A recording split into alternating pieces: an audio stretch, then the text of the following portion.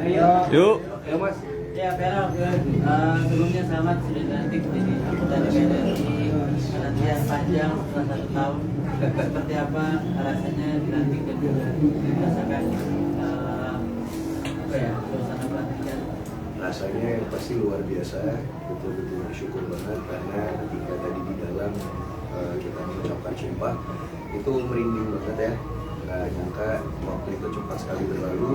10 tahun yang lalu saya ada di gedung itu menemani Mama Vena yang dilantik, dan ternyata fast forward 10 tahun kemudian tidak menyangka bahwa saya yang akan dilantik dan malah ganti menemani saya. Mungkin waktu itu pas menemani Mama ada pikiran kayak juga ada di sini bisa mikir kayak gitu nggak sih? Memang mungkin sedikit yang tahu bahwa cita-cita saya dari dulu itu ingin sekali menjadi seorang diplomat. Jadi bahkan dari SMA ketika pertama kali menjadi seorang diplomat yang bisa berguna bermanfaat untuk banyak orang. Kalau disuruh milih Pero, nanti kira-kira mau di komisi berapa Pero? Kalau untuk di komisi sendiri ini yang akan dirapatkan nanti ya. Jadi akan ada rapat fraksi dan juga rapat paripurna yang pertama. Itu sepenuhnya adalah hak veto wewenang dari partai saya yang pasti dimanapun saya ditempatkan, insya Allah akan melakukan yang terbaik. Terkait isu yang nanti akan dibawa ke depan, banyak sekali tentunya, tapi itu belum bisa kita simpulkan setelah tahu kondisi isunya. Untuk sementara bisa saya lakukan, saya tetap ingin sekali membangun dialog yang baik antara masyarakat dan juga anggota dewan, karena seperti kita tahu selama ini kan dialog itu terkesan kurang transparan ataupun trust dan sentimen masyarakat terhadap anggota legislatif itu kurang baik. Dan mungkin dengan sosial media yang saya miliki, yang saya bangun selama ini, kita mengetahui sosial media sekarang menjadi kekuatan kelima di Indonesia. Semoga kedepannya dengan banyaknya anak muda juga yang di anggota dewan bisa membuat dialog antara masyarakat dan juga anggota legislatif. Fokusnya nanti kemana sih Pero? Nanti apakah nanti fokusnya akan ke anak-anak kemana? Kalau untuk fokus masih sama dengan inti saya dulu. Saya dulu itu punya slogan ketika kampanye namanya mari kita tumbuh. Jadi sampai saat ini pun kita yang akan saya perjuangkan terutama untuk konstitusi saya. Jadi mari kita tumbuh itu fokusnya ada 3 aspek, di kesehatan, di pendidikan dan juga kesejahteraan. Nanti dari situ bawahnya akan ada banyak. Fer, ini kan hari yang penting banget, maksudnya untuk dituliskan gitu. Semalam bisa tidur nggak? Atau mungkin besok yang excitednya seperti apa? Pertanyaan yang sangat bagus Mas. Ini kalau teman-teman bisa lihat, saya sebenarnya lagi agak under the weather, agak kurang enak badan karena mungkin terlalu excited semalam. Jadi udah di kasur itu dari jam 9 malam, tapi baru bisa tidur itu tetap jam 2 pagi gitu, karena mungkin excited banget lah hari ini akan seperti apa. Cuma alhamdulillah kelar, semua berjalan lancar. Sekarang fokus bekerja. Memilih pakaian akan dipakai dari kapan, mungkin saking excitednya menyiapkannya udah jauh dari hari ke jauh hari gitu. Kalau untuk pakaian mungkin lebih difokuskan ke pakaian keluarga, karena kan saya membawa kedua orang tua ya, jadi Mama Vena beserta keluarga, temanya ada tema sendiri, untuk Papa Ivan keluarga ada tema sendiri. Nah kalau untuk saya pribadi, ini kebetulan jas ini kan teman-teman media pada ngikutin fitting waktu itu. Waktunya sekitar 1 bulan persiapannya, dan ini pakai brand lokal, desainer lokal di Indonesia. Alhamdulillah ini adalah hadiah dari desainernya. Pero nanti apakah mau fokus ke DPR ataukah nanti akan tetap di dunia hiburan Pero?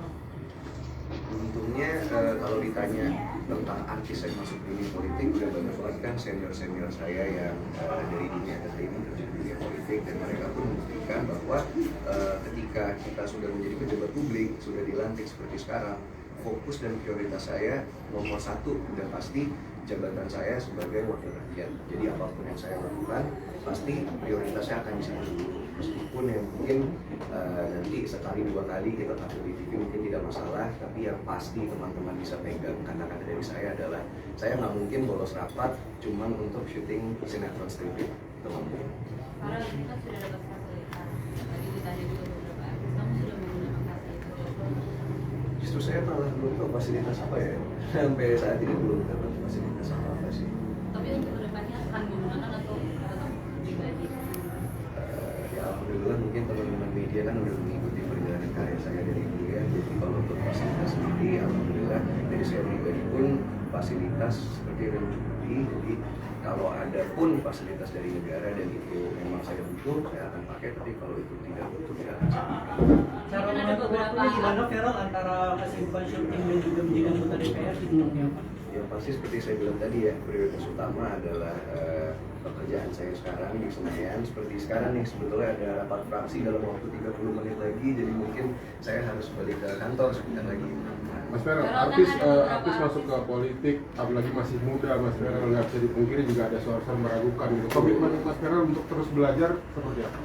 Betul, yang pasti artis di dunia politik aja sentimennya itu udah kurang baik ya, ditambah lagi anak muda yang terjun ke dunia politik itu otomatis akan dipandang sebelah mata, otomatis banyak orang tua akan meragukan terhadap kemampuan ataupun capability kita. Tapi menurut saya justru keraguan-keraguan itu adalah motivasi saya untuk terus membuktikan, dan mungkin kita harus akui kalau dari segi pengetahuan ataupun pengalaman yang anak muda akan kalah jauh dengan yang sudah senior gitu. Cuman anak muda ini punya semangat yang masih idealis, yang semangat yang besar. Jadi saya harap sih itu akan menjadi modal utama saya untuk terus belajar dan terus melakukan yang terbaik yang saya bisa selama 5 tahun ke depan. Pernah minta kritik dan saran nggak sih Feral kepada Vina Melinda terkait dunia politik seperti apa? Pasti, mungkin itu salah satu yang harus saya syukuri ya, memiliki kedua orang tua yang sebelumnya sudah terjun di dunia politik duluan.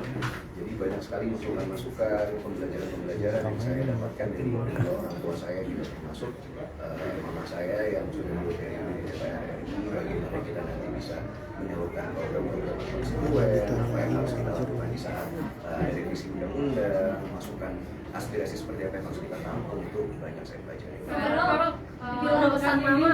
Kamu menjadi Yang mana dulu kamu nih? menjadi anggota DPR termuda juga, maksudnya salah satu. Ada yang muda perempuan, salah satu mungkin. Iya. Dan ini kamu seperti artis-artis kan yang berkomitmen tidak mengambil gaji pokoknya untuk diri sendiri. Betul. Kamu Nazar itu ya, atau seperti apa? berkomitmen atau Itu mungkin lebih ke janji saya kali ya. Jadi pada saat itu mungkin teman-teman media hadir juga, saya sempat bilang ketika kampanye, karena waktu itu ada salah satu teman wartawan yang menanyakan apa yang akan dilakukan, buktinya apa sih kalau artis ke politik itu bukan untuk nyari uang, ditantang seperti itu. Dan akhirnya saya bilang, ini deh, ini hanya sebuah perumpamaan, bukan perumpamaan, ini sebuah gesture saya untuk menunjukkan sikap bahwa untuk membuktikan bahwa artis ke dunia politik itu tidak semata-mata untuk mencari uang, 1 tahun gaji saya akan saya berikan kepada konstituen saya. Itu adalah janji yang akan saya pegang juga. Jadi nanti kalau teman-teman nanya, itu semua akan kita paparkan secara transparan, bisa dilihat dari sosial media saya. Jadi selama 1 tahun itu, nanti gaji saya akan saya salurkan untuk membangun dapil saya di Jawa Barat 7. Karena pesan mama apa yang udah kamu terjun ke dunia politik itu seperti apa? Banyak beribadah, banyak sholat, minta perlindungan dari Yang Maha Kuasa, dari Allah Subhanahu wa Ta'ala. Terus ingat tujuan kita, awal kita kenapa ingin terjun di dunia politik, harus punya prinsip yang kuat. Jangan sampai kita tergoda sama banyak godaan-godaan yang ada. Jadi lebih ke prinsip moral dan integritas yang harus dijaga. Apa ada ngajarin moral lain juga nggak sih?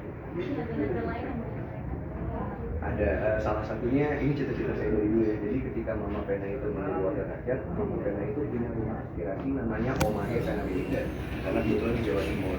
Saya sebagai kaum milenial atau Gen Z ingin mengimplementasikan ide tersebut, tapi mungkin dengan gaya yang lebih kekinian. Jadi saya kepingin punya creative center, insya Allah nanti di dapil saya.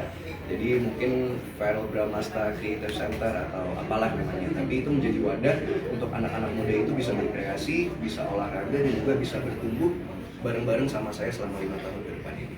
itu konsepnya gimana Kak? Mungkin Jadi kalau teman-teman pernah ke Korea atau ke Jepang, mungkin mereka itu punya banyak creative center di mana satu tempat itu tuh perkumpulan di mana mereka bisa bikin belajar, mereka bisa konten, mereka bisa berolahraga. Jadi kalau bahasa sekarang ini mungkin tempat nongkrong kali, hotspot untuk mereka bisa berkreatif dan berkreasi di wadah tersebut. itu for free dan diakomodir atau seperti apa? Mungkin ada feature kayak coaching atau seperti apa? Gitu. Nah untuk detailnya seperti apa nanti teman-teman tunggu saja.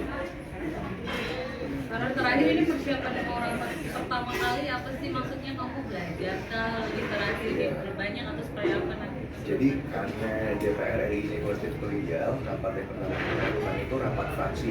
Jadi rapat bersama partai. Setelah rapat bersama partai, nanti jam 7 malam itu akan ada rapat paripurna pertama, di mana semua fraksi itu berkumpul dan kita menentukan ketua DPR RI, MPR RI, dan seterusnya sampai beberapa minggu ke depan. Oke, udah kan? Oke, terima kasih.